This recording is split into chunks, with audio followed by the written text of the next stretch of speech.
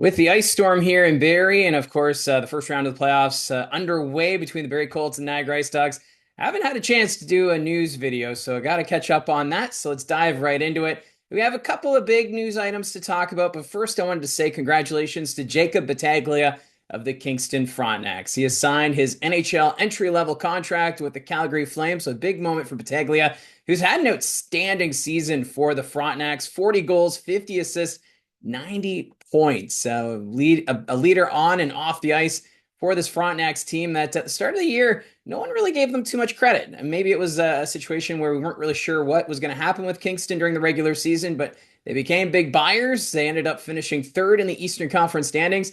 And at the time of recording, they're up 3-0 on the Sudbury Wolves in their best of seven series. So Battaglia, a big part of that. And now for Battaglia, he was actually drafted by the Calgary Flames in the second round, 62nd overall back in the 2024 NHL entry draft. And for the Flames, they've been signing quite a few prospects from the Ontario Hockey League. One of those, of course, being Zane Parekh a few weeks ago. I remember talking about that here on the channel. So some good OHL flair joining the Flames going forward. And just before the playoffs, the Ontario Hockey League announced that it has set a new attendance record. They have had 2,829,072 fans and counting, which surpasses the previous record that was set back in the 2015-2016 season. And that record was 2,825,860. So just passing that mark, but still something to celebrate for the Ontario Hockey League. And you have to figure, despite the economic situation that's been going on, both north and south of the border and all that, fans are coming up in droves to watch junior hockey. And I think a big factor in this, when you look at the average attendance, is the fact that Kitchener and London continue to have strong seasons. The London Knights lead the way with average attendance of 9,060. That's actually an increase from last year.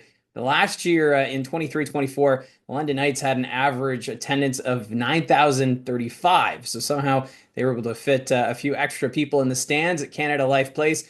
And the Kitchener Rangers, they also saw an increase. They averaged 6,619 fans, near capacity at the Odd. One of the better places to catch a game. The Oshawa Generals, I think with their run to the OHL Championship last year, has really garnered more support from the fan base. And I think it's great when you have one of these more historic teams, when they're doing well with the attendance. They're third overall in average attendance this season, 5,591. And that basically packs the Tributes Community Center. The Windsor Spitfires, another team that's been up and up this year, 4,944,000 is their average attendance this year. So that's fourth best in the OHL and rounding out the top five in the Ontario Hockey League. A team that's struggling on the standings, but not struggling with the attendance. The Guelph Storm, 4,637 fans. The Guelph Storm last year were actually fourth in overall average attendance with 4,704. So the Guelph Storm seeing a bit of a drop, but you kind of expect that when a team enters a rebuild and playoffs seem unlikely. But the Storm continue to pack the Sleeman Center despite a rebuilding season. And I know the big question is, okay, so who's at the bottom of the average attendance? Well, it's the Brampton Steelheads. 2,408 is their listed average attendance. And when you compare that to their last season in Mississauga, it's actually a drop. Last year at the Paramount Fine Food Center, the Steelheads were averaging 2,431 fans. I was a little surprised to see that drop. I was at a game when the Barrie Colts were in Brampton a few weeks ago, and I thought the attendance was better than when it was in Mississauga. But you have to remember, too, that the capacity is smaller. So it's I think maybe that's why it feels like it's a little more fuller than what we saw in Mississauga last season. But still, the Steelheads 20th in the average attendance. No surprise also the Owen Sound Attack. They're 19th, but they have a smaller facility. They average 2,717 fans a game. And last year was 2,722. So a slight drop from last season.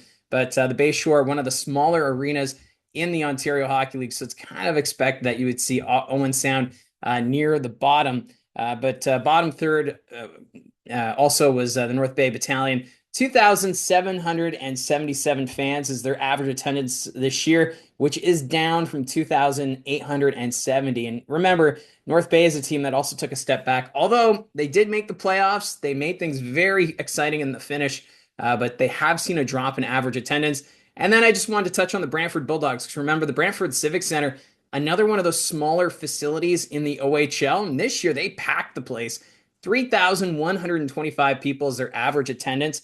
And when you look at last year, it's an increase. They had 3,109. So obviously, the Bulldogs, there's been a lot of excitement. New ownership with Zach Hyman taking over, and Brantford City Council committed to building a new 5,000 seat facility.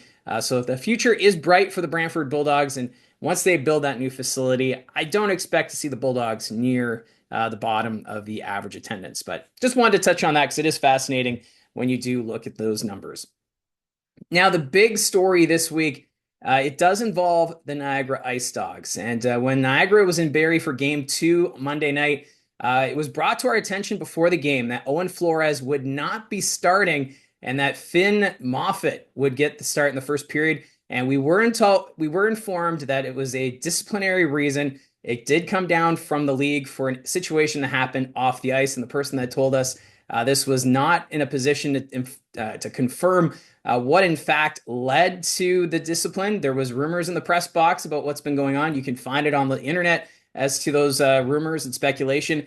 But it has come out that it was an issue in a movie theater at the Penn Center in St. Catharines. The situation happened before the playoffs, and everybody on the Ice Dogs team, their punishment was to not play in one period during the first round series against the Barrie Colts. And it became more noticeable in game number 2 because you start the game with Flores on the bench, and then you had your top line also not on the ice to start that hockey game.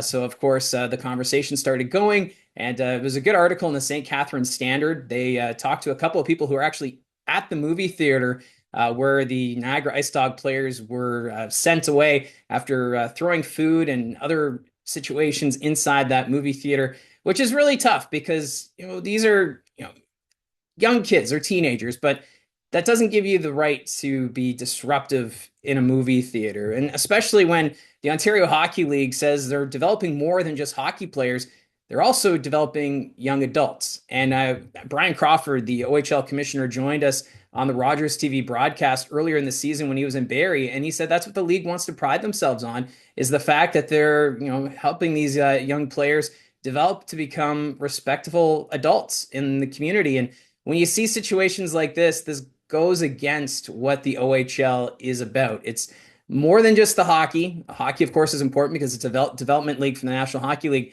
but you also have to have a standard when you're out in public. And it also doesn't help that the Ontario Hockey League is already in the process of conducting a cultural review of the Niagara Ice Dogs organization because of other incidents that have taken place.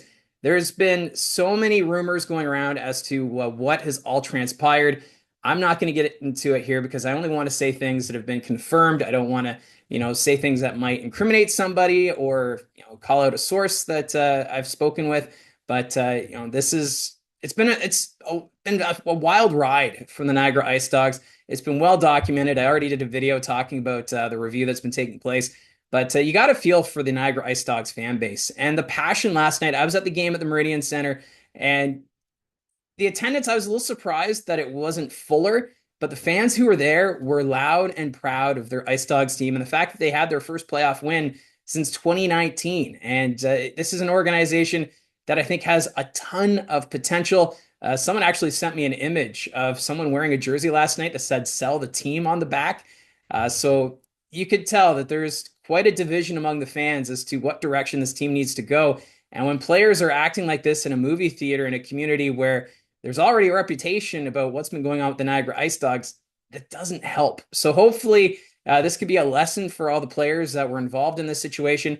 At this point, everybody has missed a period in this series between the Ice Dogs and the Colts, so that we shouldn't have to be keeping an eye out on who's being benched for what period going forward, because this is a talented Niagara Ice Dogs team, and it was on full display last night. Kevin He with those 2 massive goals. Alex Asadorian takes a puck to the mouth in the first period, comes back and scores 2 goals, named first star of the game. So this is a very talented team. It's just too bad there's all this stuff going on the side, and it's, I think, going to take some time. There's some other rumors going around that I can't get to at this moment in time, but yeah, it's, we'll have to wait and see what happens next. But the action on the ice, it's been a great series between the Colts and the Ice Dogs.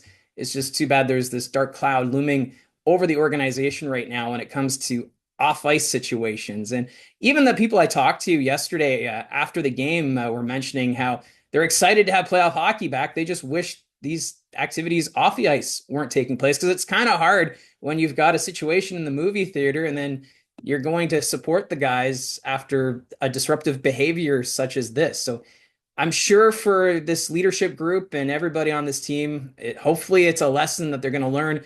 It's just too bad that it has to be in such a public light, such as this.